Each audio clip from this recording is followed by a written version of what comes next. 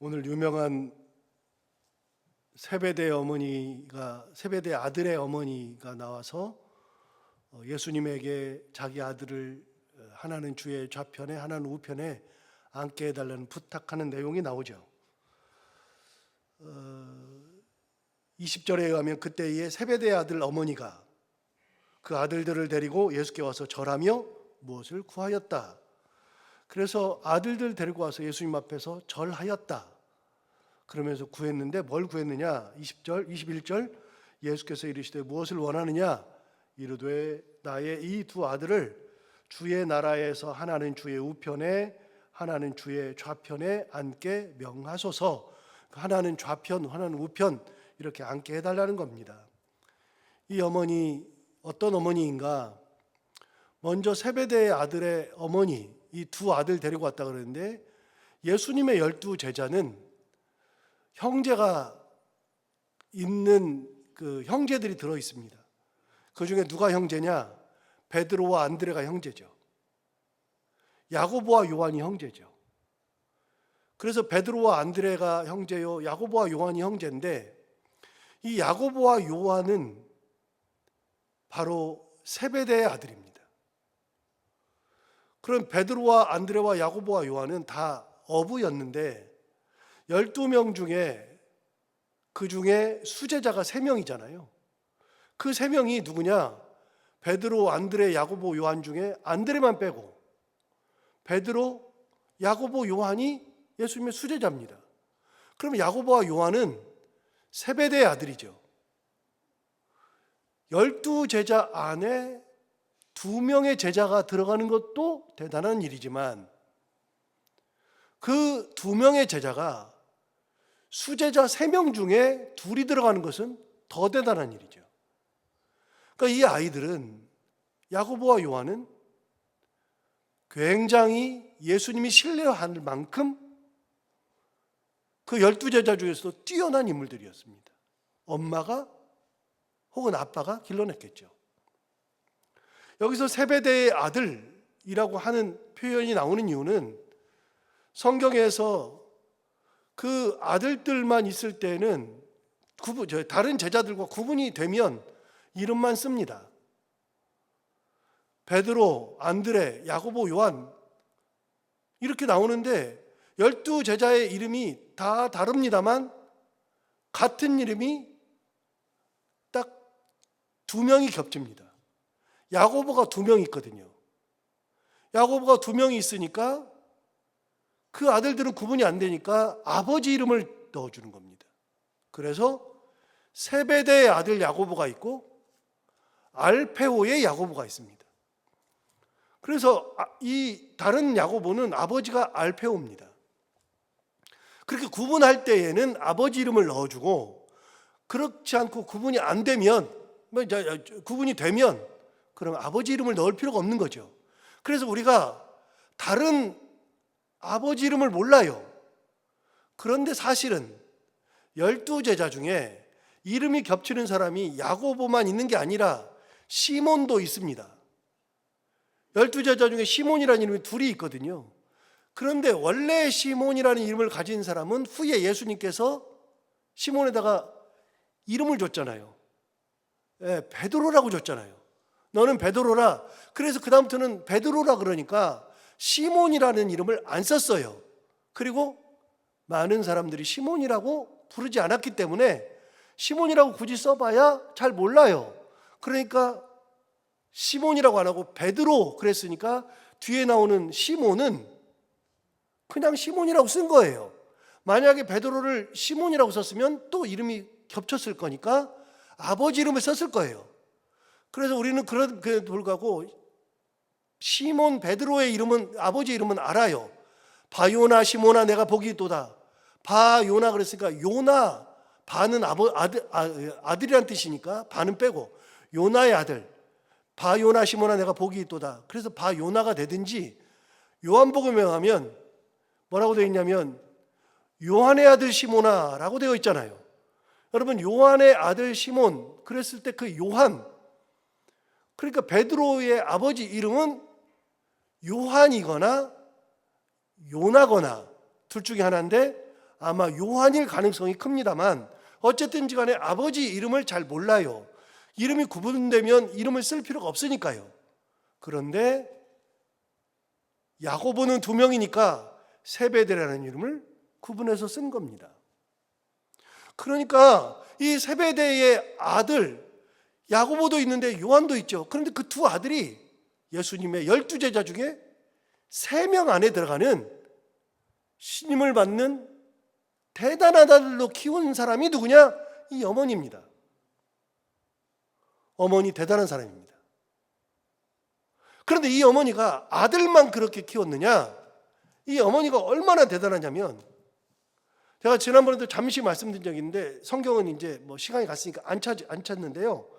여러분 마태복음 27장으로 쭉 넘어가 보면 27장이면 예수님께서 십자가에 달려서 돌아가실 때, 십자가에 달려 돌아가실 때 12제자 중에 가룟 유다는 예수님을 팔아먹었으니까 빼고 11제자가 남았는데 그 중에 한 명만 십자가에 나갑니다.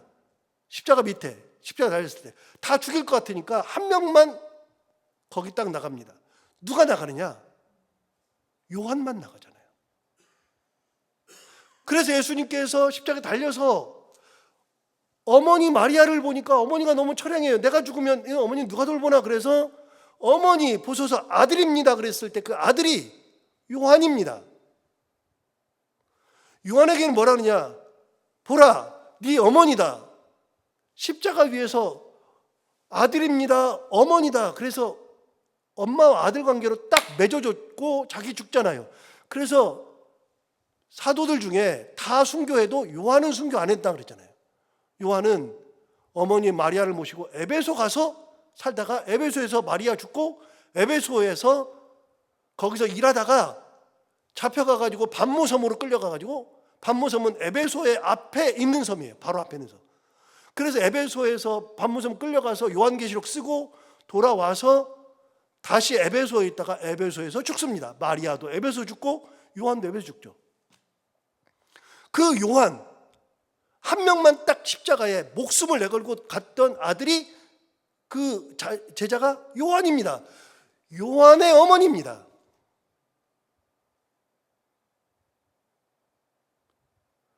또 이 어머니는 예수님이 부활하셨을 때 그때 요한만 있는 게 아니라 요한의 어머니도 같이 있었습니다. 십자가 밑에. 그런데 그 세베대 아들의 어머니 요한의 어머니가 예수님이 부활하셨을 때 향유를 가지고, 예수님이 부활하신 걸 모르고 무덤을 찾아갔던 여인들의 이름이 상세하게 기록되어 있는데 그 중에 바로 이 어머니가 들어있습니다. 이 어머니가 대단한 어머니입니다. 아들 둘을 훌륭하게 키웠고요. 어머니의 열심도 대단해가지고 아들만 예수님의 제자로 간 게 아니라 어머니도 3년 동안 예수님을 따라다니면서 예수님을 공개한 여자들이 있다 그랬잖아요. 공개. 그러니까 예수님이 3년 동안 먹을 거 먹어야 되는데 먹을 거를 준비해 준 여인들이 나옵니다. 남자는 없어요. 여인들이 나오는데 그 먹을 거를 돈을 내고, 자기 돈 내고 제자들 거 먹을 것까지 다 준비해 준 여자들이 있는데 그 중에 이 어머니가 들어 있습니다.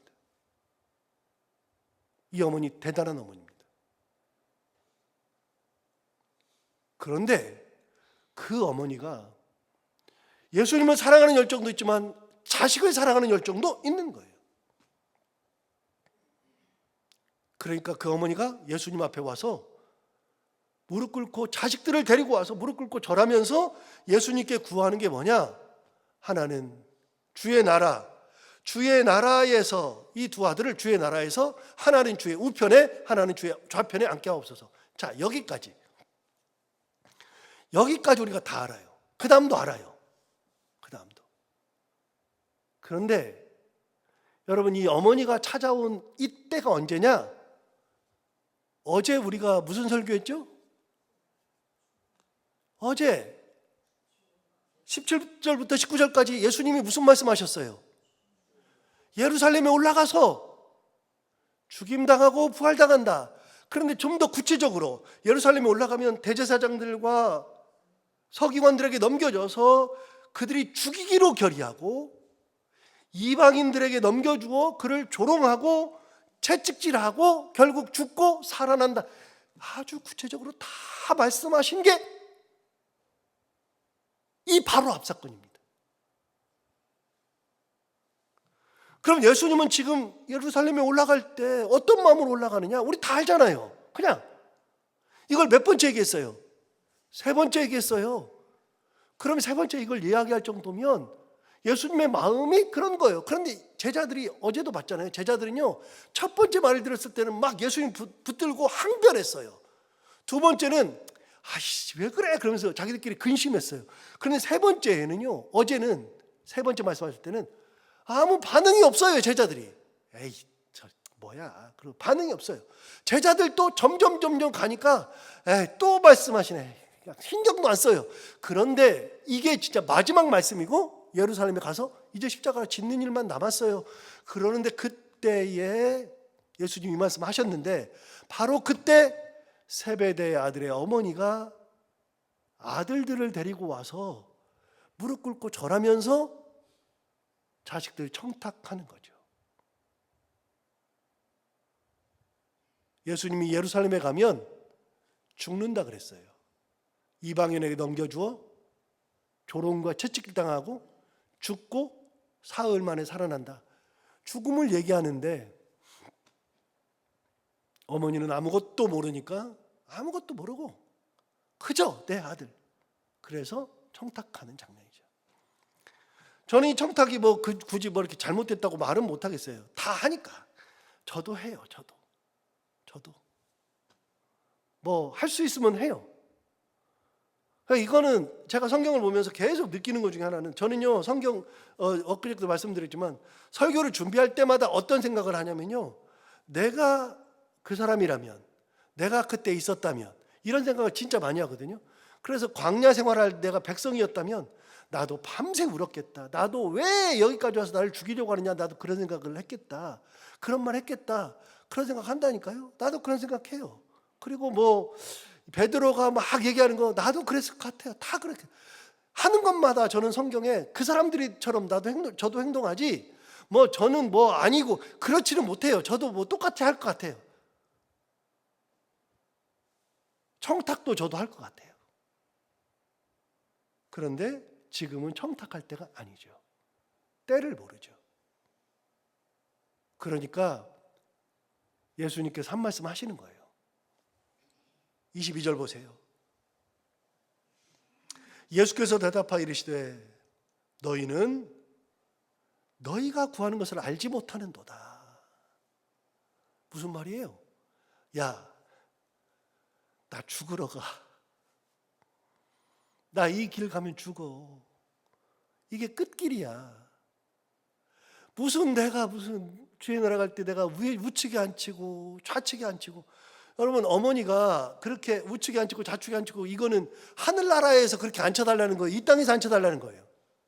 이 땅에서예요. 하늘나라가 아니에요. 이게 지금 여기서 주의 나라 그러니까 주의 나라는 천국인 줄 알죠?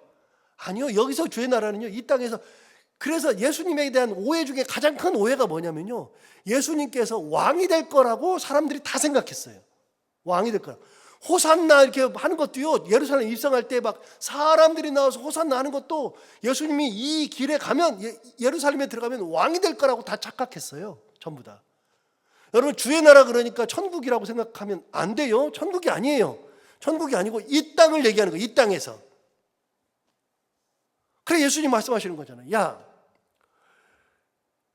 내가 지금 죽으러 가는 길이야. 알지도 못하고. 나 지금 죽는 길인데 너희가 지금 구하는 것을 너희가 알지도 못하는도다. 그러면서 뭐라고 말씀하세요? 22절 다시 볼까요? 예수께서 대답하여 이르시되 너희는 너희가 구하는 것을 알지 못하는도다. 그러면서 물어요. 내가 마시려는 잔을 너희가 마실 수 있느냐? 여러분, 내가 마시려는 잔이 뭐예요?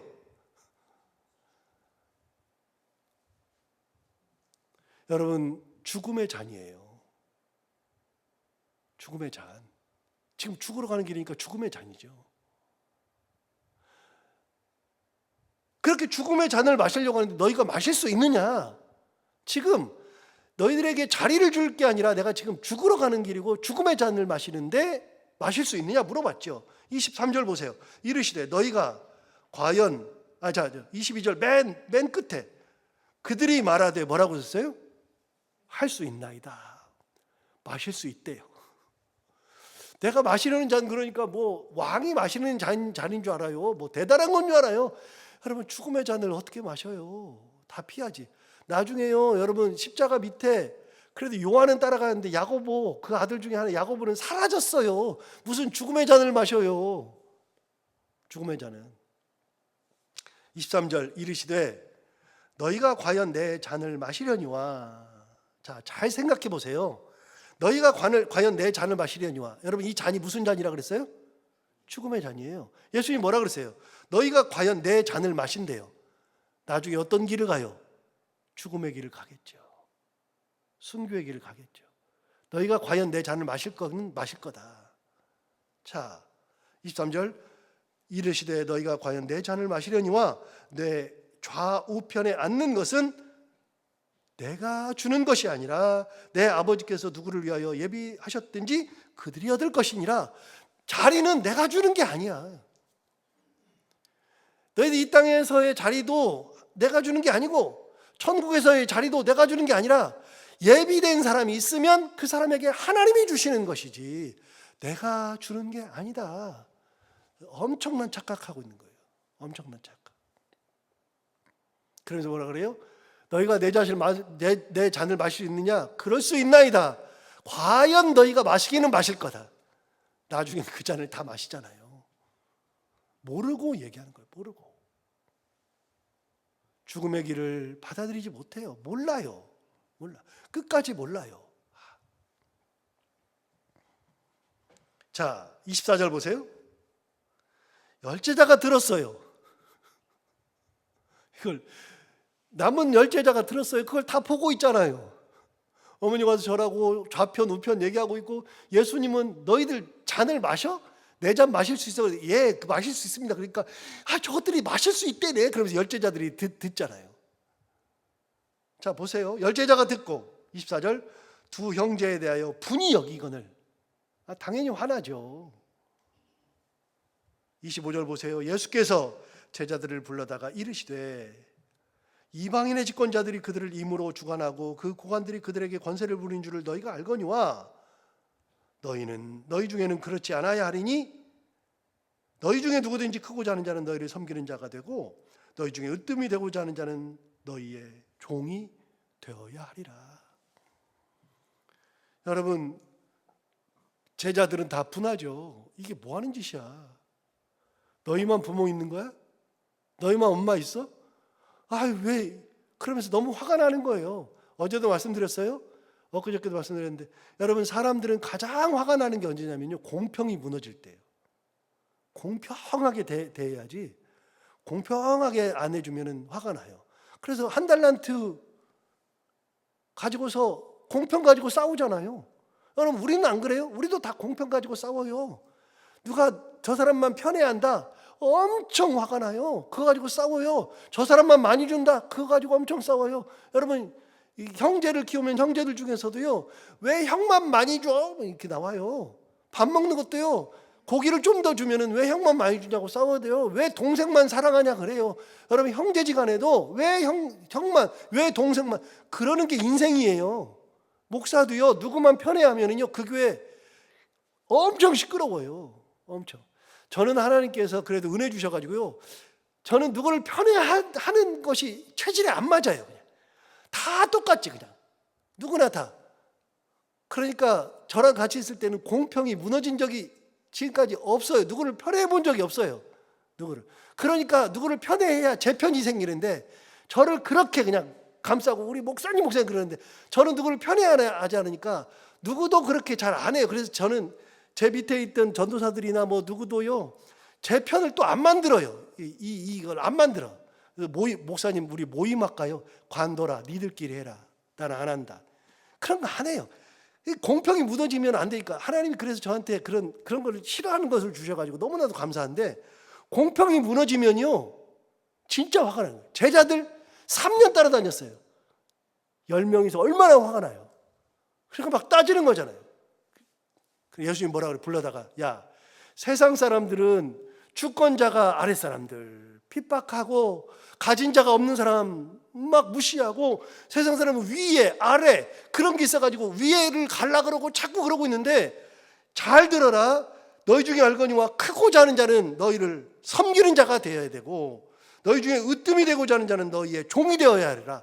야, 위에 가려고 하지 말고 섬기는 자가 되고 종이 되어야지. 예수님은 뒤집었어요. 자, 옆자리 달라 그랬잖아요. 예수님 뭐라 그래요? 내려가. 종이 돼. 이게 천국이에요. 예수님은 다 뒤집었어요. 굉장히 중요한 말씀하시죠. 그러면서 28절 중요한 말씀하셨습니다. 인자가 온 것은 섬김을 받으려 함이 아니라 도리어 섬기려 하고. 예수님 말씀하시잖아요. 내가 온 것은 섬김 받으려고 하는 게 아니라 도리어 섬기려 하고, 그 다음 뭐라 그러냐면 자기 목숨을 많은 사람의 대속물로 주려 함이니라. 내가 온 것이 뭐 섬김 받으러 온 건 줄 알아? 높은 자리 가려고 하는 줄 알아? 야, 너희들 높은 자리 가겠다고 왜 싸우는 거야? 3년을 같이 있었는데 왜 싸우는 거야? 그래서 항상 말씀드리죠. 신앙 생활할 때에는 신학이 제대로 돼야 돼요. 예수님의 말씀이 제대로 들어와야 돼요. 예수님은요, 높은 자리 가라고 한 적이 단 한 번도 없어요. 심지어는 잔치집에 가가지고 상석에 앉지 말라 그랬어요. 저 높은 자리에 앉지 말라 그랬어요. 왜요? 앉아있는데 더 높은 사람 오면 내려가야 되니까 아예 맨 끝에 앉으라 그랬어요. 예수님 그냥 맨 끝에 앉으라 그랬어요. 그러면 어떻게 되느냐? 맨 끝에 앉으면 사람들이 일어나서 위쪽으로 가서 앉으소서, 위로 가서 앉으소서. 그래서 사람들이 나를 위쪽으로 앉혀야지 네가 가서 앉으면 안 된다. 이게 예수님의 가르침이에요. 예수님이 상상 앉지 말라 그랬어요. 상상. 인자의 온 것은 섬김을 받으려 함이 아니라 도리어 섬기려 하고. 주님께서 섬기라고 말씀하시죠. 29절부터 34절은 여리고성 가다가 큰 무리가 따를 때 눈먼 두 소경을 고치신 이야기입니다. 이 이야기는 설교 때 많이 했는데 가장 주목해서 보셔야 될 것은 32절. 예수께서 머물러 서서 그들을 불렀다. 요거를 주목해서 봐야 합니다. 여러분, 이 사람들이 소리 질렀어요. 32절 보세요. 소리 질러요. 어떻게 소리 질러 보세요. 맹인 두 사람이 길가에 앉았다가 예수께서 지나가신 남을 듣고 소리 질러 이르되 주여 우리를 불쌍히 여기소서. 다윗의 자손이 소리 질렀어요. 그런데 31절 보세요. 제가 32절이라 그랬어요? 아무튼 31절 보시면 그렇게 소리 질렀어요. 그랬더니 31절 무리가 꾸짖어 잠잠하라. 여러분, 다른 무리들은 꾸짖었어요. 잠잠하라 그랬어요. 그런데 더욱 소리 질러 이르되 주여 우리를 불쌍히 여기소서 다윗의 자손이요. 여러분, 이 사람들이 소리 지를 때 야 조용히 해. 이것들이 조용히 해 그러는데 예수님 가신데 조용히 해. 이것들이 시끄러워 그러는데 예수님 뭐라 그러세요? 32절 다시 보시면 예수께서 머물러 서서 그들을 불렀다. 이게 예수님이죠. 예수님은 가다가 맹인을 위해서 길을 가다가 머물러 서시는 분이 예수 그리스도. 그리고 그들을 외면하지 않으시고 부르시고 고치시는 분이 예수 그리스도. 그래서 우리가 어떤 처지건 예수님 지금은 어떤 길이냐? 죽으러 가는 길이에요. 그럼에도 불구하고 사람들의 아픔을 외면하지 않으시고 부르시고 그리고 그들을 고쳐주시는 예수 그리스도. 그 은혜 항상 새겨보면서 예수님 말씀 가운데 살아가는 우리가 다 되기를 바랍니다. 기도하겠습니다. 하나님 아버지, 예수님 죽으러 가는 길입니다. 그런데 죽으러 가는 길에